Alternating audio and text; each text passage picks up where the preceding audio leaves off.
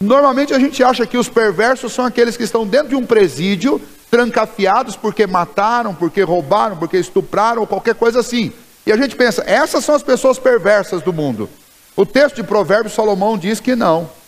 Quer ver o que Salomão chama de perversidade? O versículo 18 diz: o perverso recebe um salário ilusório. Ou seja, o perverso é aquele que trabalha e que luta por uma coisa que é absolutamente enganosa e ilusória. Isso é uma perversidade. Porque você está deixando de depositar a sua confiança em Deus, você está deixando de enxergar as necessidades dos outros, tão somente para adquirir uma coisa na qual você tem posto toda a sua confiança. E se nós pegarmos este texto e aplicarmos à nossa vida, é bem provável que nós descubramos em nós mesmos boa porção dessa perversidade. Quando nós confiamos inteiramente, anualmente, a nossa vida e o nosso avanço econômico naquilo que nós recebemos, o nosso salário. E aí a gente começa o ano dizendo assim, olha, com o salário que eu vou receber esse ano, eu vou fazer isso, vou fazer aquilo, vou adquirir isso, e realmente com esse salário agora eu tenho segurança. Pura ilusão. Ilusão que Salomão chama de perversidade. É interessante que nessa ótica, quando a gente deposita a nossa confiança em coisas, a gente naturalmente vai ter muita dificuldade de abrir mão dessas coisas. Quando eu deposito minha confiança perversamente no meu salário, eu não vou ter coragem de tirar um centavo do meu salário para ajudar um necessitado. Aliás, é bem provável que eu nem o enxergue. É bem provável que eu o ignore por completo. E ainda diga frases, esse vagabundo que vai trabalhar. Que é coisa que a gente ouve o tempo inteiro. Se fosse gente boa não estava na rua, estava trabalhando. Se fosse gente boa não estava batendo de casa em casa. E aí a gente criou uma série de desculpas para justificar algo que é um problema não da sociedade, não é um problema externo, mas é um problema interno nosso. É um problema de maldade do nosso coração. Porque normalmente o que as pessoas numa condição de pobreza extrema pedem ou necessitam são coisas que normalmente não vão fazer falta para a gente. É 1 quilo de arroz, é uma caixa de leite, é 1 quilo de feijão, é de repente 20, 30 reais para comprar um remédio, que a gente poderia muito bem ir lá na farmácia e comprar e não vai fazer diferença no nosso orçamento. Mas isto serve quando nós temos dificuldade de enxergar essas necessidades dos outros. Isso serve, à luz do que o autor de Provérbios está dizendo aqui, isso serve para diagnosticar uma maldade que está no nosso coração, uma perversidade. A perversidade de acreditar que aquilo que nós ganhamos, seja num salário, seja numa aposentadoria, seja no aluguel de uma casa, é algo tão valioso e é algo tão forte que é capaz de me assegurar na vida. E então eu não sou capaz de abrir mão de nem um centavo disso, porque abrir mão de um centavo disso, na minha mente perversa, pode significar que vai me fazer falta. Portanto, eu estou acreditando que o meu sustento está vindo da onde? Está vindo desse salário que o autor aqui chama de ilusório. A Bíblia diz que aos seus amados ele dá enquanto dormem. Não é o sono da preguiça, é o sono do descanso. A Bíblia diz que aqueles que buscam o reino de Deus em primeiro lugar, todas as coisas, ou estas coisas ali, que são as coisas básicas, comida, vestimenta, bebida, não vão faltar. Muito pelo contrário. A Bíblia diz que melhor é dar do que receber. Mais bem-aventurado é aquele que dá do que o que recebe. E aí nós poderíamos citar vários textos que dizem isso. Mas nós vivemos uma vida tão materialista e tão perversa que nós depositamos a nossa confiança no nosso salário. E por que não dizer que em muitos casos o grande ídolo da nossa vida se torna o nosso próprio salário, para não dizer o dinheiro. E a Bíblia diz que o amor ao dinheiro é a raiz de todos os males. E a gente critica as pessoas que fazem um santo de barro e acendem uma vela para esse santo e se dobram diante dele. A gente critica-os, critica a religião deles, e o principal argumento que a gente usa é a idolatria. Mas está aqui um texto mostrando que o que nós fazemos com o nosso salário é a mesma coisa. Perversidão, idolatria. Depositar numa coisa ilusória a confiança do nosso coração. Seria tão bom se nós conseguíssemos viver livre disso. Agora o texto ele não para nisso, ele não só declara que esse tipo de atitude é perversidade, mas ele vai dizer também que quando nós fazemos isso, nós estamos semeando uma coisa ruim. Nós estamos, versículo 19 diz: tão certo como a justiça conduz para a vida, assim o que segue o mal para a sua morte. Quem deposita confiança em coisas ilusórias está agindo de forma perversa, está agindo de forma má. E tão certo como a justiça produz vida, a maldade também produz morte. E então o que esse texto está mostrando para nós é que nós precisamos radicalmente mudar a nossa maneira de lidar, especialmente com o dinheiro, especialmente com os recursos que o próprio Deus já nos deu. Nós não podemos nem depositar neles a nossa confiança e nem fechá-los e fechar as mãos sobre eles de tal maneira que a gente nem sequer enxergue o necessitado ao nosso redor, não pratique a bondade e não semeie na vida dessas pessoas. Em contrapartida, o que o texto vai mostrar é que pessoas bondosas, elas fazem o quê? Veja o versículo 17. O homem bondoso faz bem a si mesmo, mas o cruel a si mesmo se fere, citando ainda o perverso. Mas o bondoso, ele faz o quê? O homem bondoso faz bem a si mesmo. O que significa? Ele é bom com ele? Não. A expressão de homem bondoso aí significa aquele homem que pratica atos de bondade. Os atos de bondade, eles são praticados com quem? São praticados com o próximo, com as outras pessoas. Mas Salomão está dizendo, quando você age bondosamente com os outros, você na realidade está sendo bondoso com você. Ou seja, aquilo que você semeia na vida dos outros, quem vai colher? É você.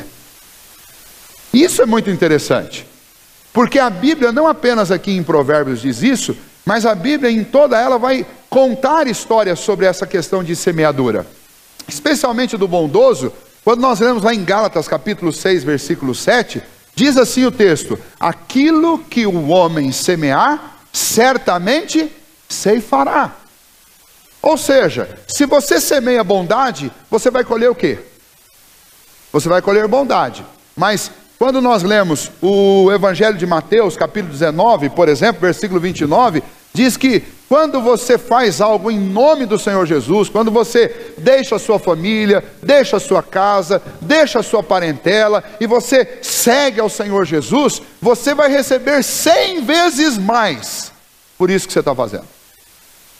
Ou seja, quando em nome de Jesus nós praticamos atos de bondade, o Senhor diz que a nossa semeadura, ela vai resultar numa colheita 100 vezes maior do que aquilo que nós estamos fazendo. E aí, às vezes a gente olha na vida da igreja e vê pessoas tão abençoadas, e você ouve frases assim, abre aspas, olha, fulano de tal, Deus deve amar muito ele, porque como essa pessoa é abençoada, dá tudo certo na vida dele. Ninguém duvida do amor de Deus, mas o amor de Deus, ele não é nem maior nem menor. Deus ama ou não ama. E a gente não pode ficar criando essa categoria de pessoas dentro da igreja, em que a gente, na nossa mente enganosa, a gente acha, Deus ama mais fulano do que Beltrano, porque fulano recebe mais bênçãos do que o Beltrano. Não, não é assim que acontece. Deus nos ama, e o amor de Deus é sem medida. Ele nunca foi menor e nunca foi maior, porque Deus é amor. E então, como explicar que algumas pessoas, aparentemente, aos nossos olhos, especialmente materialmente, que é o que a gente mais nota, são muito mais abençoados do que outras? Aí vale a pena você dar uma caminhada junto com essa pessoa. Porque caminhando ao lado dessa pessoa, você vai descobrir que ela semeia bondade. E o que ela colhe? Ela colhe bondade.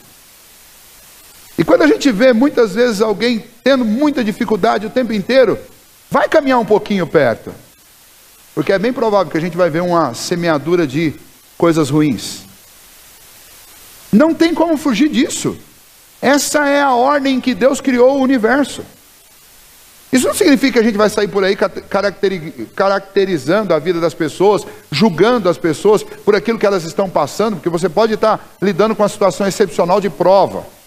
Mas eu devo lembrar no meu coração, antes de julgar qualquer pessoa, e antes de achar que alguém é mais amado por Deus do que eu devo lembrar o seguinte, antes de fazer esse tipo de julgamento, eu preciso analisar que tipo de semeadura eu estou fazendo.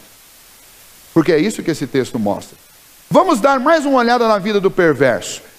Vamos buscar exemplos na Bíblia de gente que semeou e colheu. Um exemplo que eu acho muito interessante é o exemplo que aconteceu com Faraó. Faraó, quando ficou sabendo que estava para se cumprir a profecia de que nasceria entre os filhos dos hebreus um libertador, o que ele mandou fazer? Ele mandou jogar os meninos no Nilo. Mandou jogar todos os meninos no Nilo. Mandou afogar os filhos dos hebreus.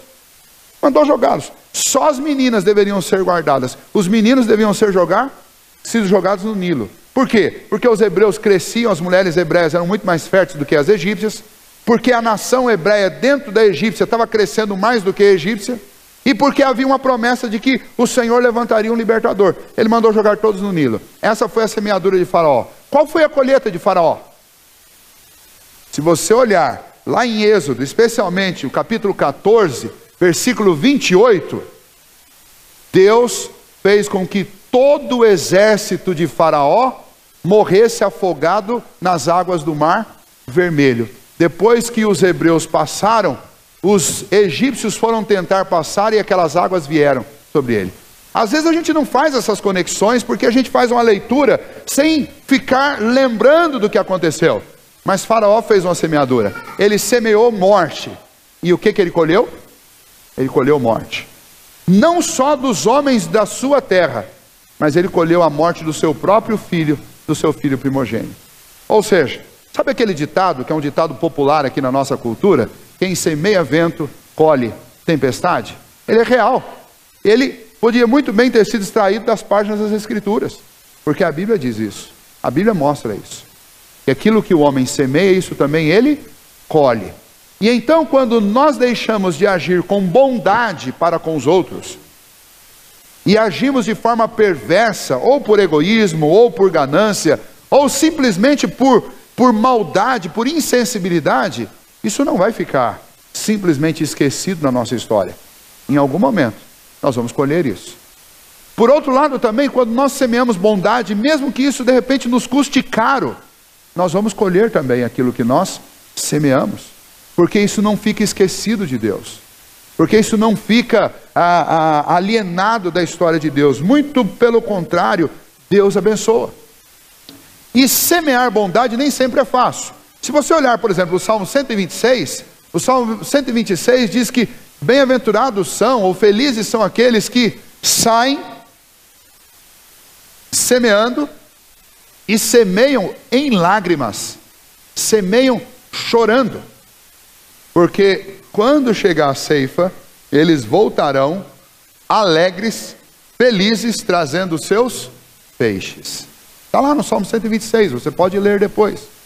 E é interessante porque na região em que a Bíblia foi escrita, na região da Palestina, era muito difícil fazer uma semeadura, porque a época de semear é a época que o chão está duro, esturricado, sabe aquele chão rachado de tão seco?